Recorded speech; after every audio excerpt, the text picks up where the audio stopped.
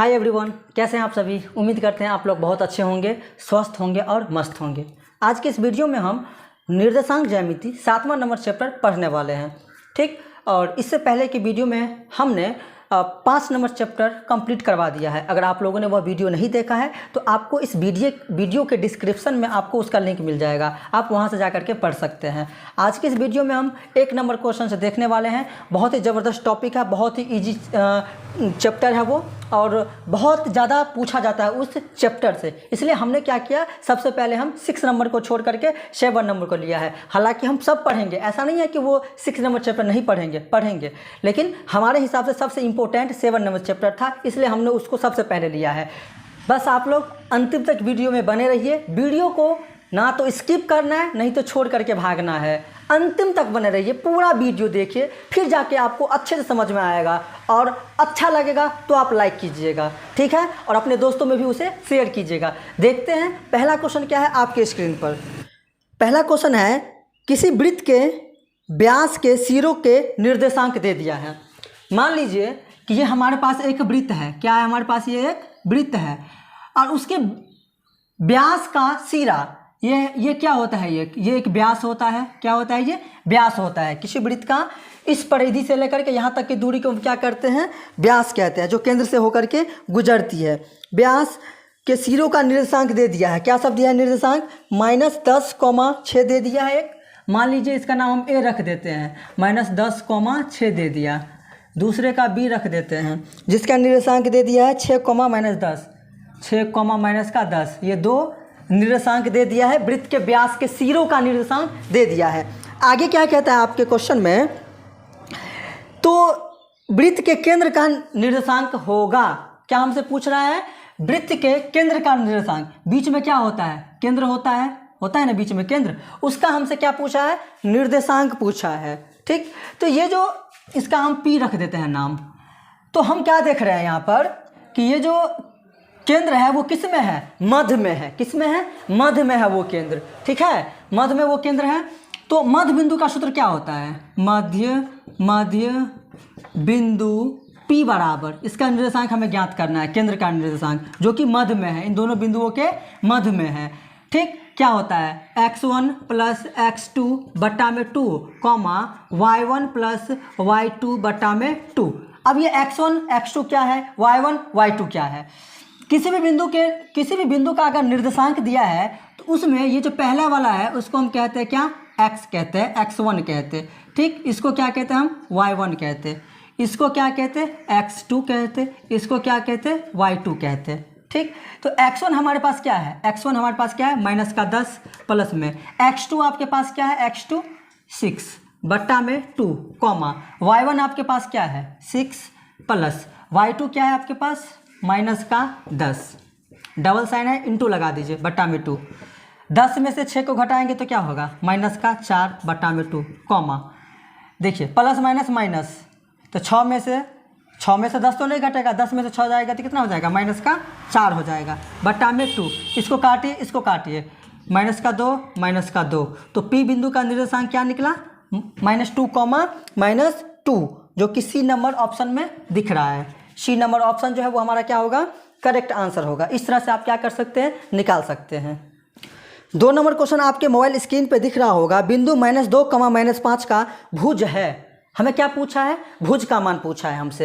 ये एक बिंदु दे दिया है और भुज का मान पूछा है। हम आपको बताए थे पिछले क्वेश्चन में, इसको क्या कहते हैं हम? x1 कहते हैं। इसको क्या कहते हैं? y1 कहते हैं, या फिर x निर्देशांक या फिर y निर्देशांक, ये भी कह सकते हैं हम। ठीक, तो x निर्देशांक जो होता है उसको हम क्या कहते हैं? भुज कहते हैं। क्या कहते हैं? भुज कहते हैं। y निर्देशांक को या फिर y नियामक कहिए, उसको क्या कहते हैं हम? कोटि कहते हैं। क्या कहते हैं? कोटि कहते हैं। हमसे पूछा क्या है कि बिंदु 2, -5 में भुज का मान पूछा है। तो भुज किसको कहते हैं हम? पहले वाले को, मतलब x निर्देशांक को भुज कहते हैं। तो -2 जो है वो हमारा क्या होगा? भुज का मान हो जाएगा। किसका मान होगा? भुज का मान हो जाएगा। ऑप्शन नंबर ए जो है वो हमारा सही हो जाएगा। अगर कोटि पूछता तो -5 कहेंगे। इस तरह से आप भुज और कोटि पहचान सकते हैं। याद रखिएगा, x निर्देशांक को भुज और y निर्देशांक को कोटि कहते हैं। इस बात को आप याद रखिएगा, ठीक है। चलिए, तीसरा नंबर क्वेश्चन आपके मोबाइल स्क्रीन पर दिख रहा होगा। कह रहा है x अक्ष का बिंदु एक्स अक्ष पर किसी बिंदु का y नियामक क्या होता है? एक्स अक्ष पर स्थित जो होता है कोई बिंदु, उसका y नियामक क्या होता है? तो एक्स अक्ष पर y नियामक जो होता है वो क्या होता है? शून्य होता है y नियामक। एक्स अक्ष पर कोई बिंदु जो y जो है वो 0 होता है, और y अक्ष पर जो होता है x नियामक क्या होता है? 0 होता है। x जो है वो 0 के बराबर हो जाएगा। तो हमसे क्या पूछा था कि x अक्ष पर y नियामक क्या होता है? तो 0 होता है। ऑप्शन नंबर सी जो है वो हमारा क्या होगा? सही होगा। याद रखिएगा, अगर x अक्ष पर y नियामक पूछे तो 0, y अक्ष पर x नियामक पूछे तो 0। इस तरह से आप याद रख सकते हैं। ठीक है। चौथा क्वेश्चन आपके स्क्रीन पे दिख रहा है कि बिंदु 15,8 की मूल बिंदु से दूरी क्या होगी? क्या पूछ रहा है आपसे? मूल बिंदु से दूरी। किस बिंदु से? इस बिंदु से। ठीक, तो मूल बिंदु से दूरी का जो सूत्र होता है वो क्या होता है कि एक्स स्क्वायर और प्लस में वाई स्क्वायर, लेकिन रूट लगा दीजिए। ठीक है, मूल बिंदु से दूरी का सूत्र होता है क्या? एक्स स्क्वायर प्लस में वाई स्क्वायर। तो इसको क्या कहते हैं? एक्स निर्देशांक कहते हैं, जो कि कितना है? 15, उसका स्क्वायर कर दीजिए, प्लस में वाई स्क्वायर, तो इसको क्या कहते हैं? वाई नियामक कहते हैं। कितना है? 8, उसका स्क्वायर कर दीजिए, रूट लगा दीजिए। 15 का स्क्वायर कितना होगा? 225। 8 का स्क्वायर कितना होगा? 64, जोड़ दीजिए तो 5 4 9, 6 2 8, 2 का 2, 289 का वर्गमूल जब हम निकालेंगे तो कितना हो जाएगा? 17 हो जाएगा। ठीक, तो इसकी दूरी कितना हो जाएगा? 17। ऑप्शन नंबर जो है हमारे पास सी, वो करेक्ट हो जाएगा। सी नंबर ऑप्शन सही होगा। इस बिंदु से मूल बिंदु की दूरी क्या हो जाएगी? 17 मात्रक हो जाएगा। ठीक, पांचवा क्वेश्चन आपके स्क्रीन पर है, एक्स अक्ष से बिंदु 3,5 की दूरी क्या होगी? क्या पूछ रहा है हमसे? एक्स अक्ष से पूछ रहा है 3,5 की दूरी। ठीक, 3,5 है हमारे पास। एक्स अक्ष से दूरी हमसे पूछा है कि इस बिंदु की दूरी क्या होगी। थोड़ा डिटेल में समझते हैं, ध्यान से पूरे कंसंट्रेशन के साथ आप समझिए इस चीज़ को। थोड़ा डीपली जाते हैं हम। ठीक, मान लीजिए ये हमारा एक्स वाई है। ठीक, ये एक्स डैश होता है, वाई डैश होता है, ये एक्स डैश होता है। निगेटिव में नहीं है, नहीं लेंगे हम। सबसे बड़ा संख्या किसमें है? क्या है इसमें? 5 है। 5 तक जाएंगे, 1 2 3 4 5। इधर भी 5 तक, 1 2 3 4 5। मान लीजिए ये हमारा ग्राफ है। इस बिंदु को हम सेट करते हैं। कहाँ पे सेट होगा? एक्स पर 3 चलना है, ये एक्स होता है, और वाई पर 5 चलना है। एक्स पर 3 ये हो गया हमारा, एक्स पर 3 ये हो गया, वाई पर कितना? 5। इसके सामने आएंगे ये, इसका नाम रख देते हैं हम पी रख देते हैं, या बी रख देते हैं, इसका नाम हम बी। ठीक, ये हो जाएगा किस? 3,5 हो जाएगा। यहाँ पे बिंदु आता है। क्या पूछा है हमसे? एक्स अक्ष से। किससे? एक्स अक्ष से हमसे पूछा है इस बिंदु की दूरी क्या होगी। एक्स अक्ष से पूछा है ना, तो एक्स अक्ष पर ये बिंदु 3 तो है ही। बिंदु एक्स अक्ष तो हमें पता ही है ना, 3 है यहाँ पर, तो ये हो जाएगा 3। वाई अक्ष नहीं पता हमको, तो वाई नियामक क्या होता है? एक्स अक्ष पर वाई नियामक क्या होता है? 0 होता है। क्या होता है? 0 होता है। ठीक, इसका नाम हम रख दिए क्या? ए रख देते हैं, जो कि 3,0 है। और ये बिंदु हमारे पास दिया था वो कितना है? 3,5 है। एक्स अक्ष से हमसे पूछा था ना, तो एक्स अक्ष पर तो हमें वैल्यू पता है ना 3। वाई का तो नहीं पता है, तो वाई नियामक क्या होता है? 0 होता है। अभी बताए हम कुछ देर पहले। अब क्या करना है? इस बिंदु से इस बिंदु की दूरी निकालना है। तो सिंपल सी बातें हैं, दूरी सूत्र लगा दीजिए। दूरी सूत्र क्या होता है? दूरी ए बी बराबर क्या होता है? x2 माइनस x1 का होल स्क्वायर प्लस में y2 माइनस y1 का होल स्क्वायर होता है। ये क्या? दूरी सूत्र होता है। हमें पता है कि ये x1 y1, x2 y2, तो x1 ये x2, तो x2 हमारे पास क्या है? 3 माइनस x1 क्या है हमारे पास? x2 3, x1 क्या है आपके पास? 3, उसका स्क्वायर प्लस में y2 क्या है आपके पास? 5 माइनस y1 क्या है आपके पास? 0, उसका स्क्वायर रूट में लगा दीजिए।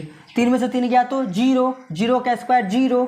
ठीक, 0 प्लस में 5 में से 0 गया तो 5, 5 का स्क्वायर कितना होगा? 25। ठीक, 5 में 0 को 25 में 0 को जोड़ दीजिए तो 25 से होगा, और रूट 25 का वर्गमूल कितना होगा? 5 होगा। तो इस एक्स अक्ष से इस बिंदु की दूरी कितना निकला? 5 निकला। क्या निकला? 5 मात्रक निकला, जो कि ऑप्शन नंबर किस में है? ए में दिख रहा है। इस तरह से आप क्या कर सकते हैं? इसे सॉल्व कर सकते हैं और बना सकते हैं। उम्मीद है आप समझ रहे होंगे, और अगर आप समझ रहे हैं तो वीडियो को लाइक कर दीजिए सबसे पहले, है ना। चलिए 6 नंबर क्वेश्चन आपके स्क्रीन पर क्या है देखते हैं। 6 नंबर क्वेश्चन है कि मूल बिंदु से बिंदु x माइनस वाई की दूरी क्या होगी। डायरेक्ट हमसे फॉर्मूला पूछा है। मूल बिंदु का फॉर्मूला क्या होता है अभी बताए थे हम, बी नंबर ऑप्शन में है। क्या होता है मूल बिंदु से फॉर्मूला? एक्स स्क्वायर प्लस में वाई स्क्वायर होता है रूट में। ये मूल बिंदु से किसी भी बिंदु की दूरी का फॉर्मूला होता है। डायरेक्ट हमसे फॉर्मूला पूछा था, जो कि ऑप्शन नंबर बी में है। इस तरह से आप बना सकते हैं, है ना।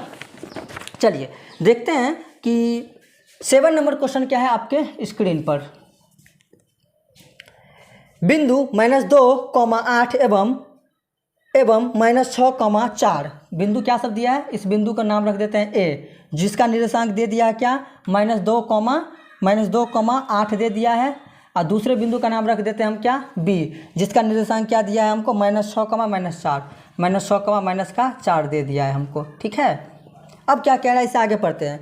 को मिलाने वाली रेखाखंड का मध्य बिंदु किस चतुर्थांश में स्थित है?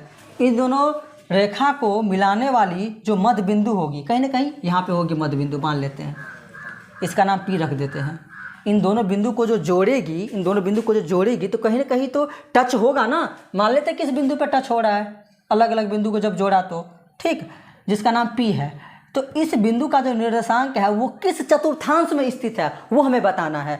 कहने का अर्थ ये है कि हमें पहले इसका निर्देशांक ज्ञात करना है। इस बिंदु का अपने आप पता चल जाएगा कि ये किस चतुर्थांश में है, किस क्वाड्रेंट में है, ठीक। देखिए कैसे निकालेंगे। तो वही मध्य बिंदु का फॉर्मूला लगेगा, क्योंकि इसका निर्देशांक हमें ज्ञात करना है तो मध्य बिंदु का फॉर्मूला लगेगा, और उसी से हमें क्या पता चल जाएगा किस चतुर्थांश में स्थित है, ठीक। मध्य बिंदु का फॉर्मूला क्या होता है? x1 प्लस x2 बटा में 2 होता है, कॉमा y1 प्लस y2 बटा में 2 होता है, ठीक। ये हमारा x1 y1, x2 y2। x1 क्या है हमारे पास? -2 प्लस में x2 क्या है आपके पास? -6 है बटा में 2, कॉमा y1 क्या है आपके पास? 8 प्लस में y2 क्या है? -4 है। अब बटा में क्या रहेगा? 2 रहेगा। तो प्लस माइनस माइनस का 6 और माइनस का 2, माइनस माइनस माइनस, लेकिन दोनों को जोड़ देंगे 6 2 8 बटा में 2। ये प्लस माइनस माइनस, 8 में से 4 गया तो 4 बटा में 2। इसको काटिए, ये माइनस का 4 हो जाएगा और ये क्या हो जाएगा? 2 हो जाएगा। तो पी बिंदु का निर्देशांक क्या निकला? -4,2। तो ये किस क्वाड्रेंट में आता है? -4,2 जो है वो द्वितीय चतुर्थांश में आता है। किस में आता है? द्वितीय में आता है, जो कि ऑप्शन नंबर बी में है। द्वितीय में आता है, किसमें? द्वितीय चतुर्थांश में आता है। थोड़ा इसको हम अच्छे से समझते हैं कि क्या होता है चतुर्थांश। मान लीजिए ये हमारा ग्राफ है। इसको प्रथम चतुर्थांश कहते हैं, इसको द्वितीय चतुर्थांश, इसको तृतीय, इसको चतुर्थ। ये हमारा x होता है, ये x डैश होता है, ये y होता है, ये y डैश होता है। ये दोनों निगेटिव में होता है। ये दोनों किस में होता है? निगेटिव में। ये दोनों पॉजिटिव में। याद रखिएगा, सबसे पहले हमेशा x अक्ष को ही लिखते हैं हम। तो ये जो बिंदु होता है वो किस में होता है? प्लस में होता है, ठीक। और y अक्ष किस में होता है? ये भी प्लस में होता है। यहाँ पे देखिए x डैश जो है वो किस में होता है? माइनस में होता है। और ये किस में होता है? प्लस में होता है। तृतीय चतुर्थांश में देखिए ये जो x डैश है वो माइनस में होता है, और ये x डैश y डैश जो है वो किस में आएगा? माइनस में आएगा, ठीक। चतुर्थ में देखिए x निर्देशांक किस में आता है? प्लस में आता है, और ये y डैश जो है वो किस में आता है? माइनस में आता है। तो हम कह सकते हैं कि प्रथम चतुर्थांश में प्लस प्लस चिन्ह आएगा, द्वितीय में माइनस प्लस चिन्ह आएगा, तृतीय में माइनस माइनस आता है, और चतुर्थ में प्लस माइनस आता है। तो माइनस और प्लस, अंक पे ध्यान नहीं दीजिए, आप चिन्ह पे ध्यान दीजिए। माइनस और प्लस किस में आया? 2 में आया ना। इसी तरह से ये द्वितीय चतुर्थांश में आएगा। जब भी बोले आपको चतुर्थांश ढूंढने के लिए, या चतुर्थांश किस चतुर्थांश में आता है, और अगर आपको कोई बिंदु दे दे तो आपको उस बिंदु पर ध्यान नहीं देना है, केवल चिन्ह पे ध्यान देना है। और यहाँ से आप इसको रट सकते हैं या फिर समझ सकते हैं। पहले x अक्ष को रखिएगा, x अक्ष का निर्देशांक रखिएगा, फिर y अक्ष का निर्देशांक रखिएगा। इस तरह से आप पता कर सकते हैं। 8 नंबर क्वेश्चन आपके स्क्रीन पर है कि बिंदुओं 2, -2 और -2, 2 को मिलाने वाले रेखाखंड के मध्य बिंदु के निर्देशांक ज्ञात कीजिए।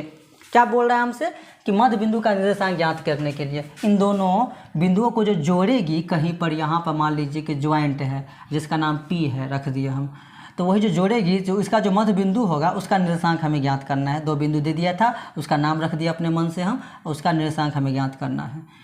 हाँ, P बिंदु का हमें निर्देशांक ज्ञात करना है। कैसे ज्ञात करेंगे? तो मध्य बिंदु का फॉर्मूला क्या होता है? x1 + x2 बट्टा में 2, y1 + y2 बट्टा में 2। ये किसका फॉर्मूला होता है? मध्य बिंदु का फॉर्मूला होता है। अब बोल रहा है हमको कि मध्य बिंदु का निर्देशांक ही ज्ञात कीजिए, तो उसी का फॉर्मूला लगाएंगे। सिंपल सी बातें हैं। ये x1 y1 पता है आपको, x2 y2। x1 का वैल्यू क्या है? 2 प्लस x2 का वैल्यू क्या है? -2 बटा में 2। y1 का वैल्यू क्या है? -2 प्लस y2 का वैल्यू क्या है? 2 बटा में 2।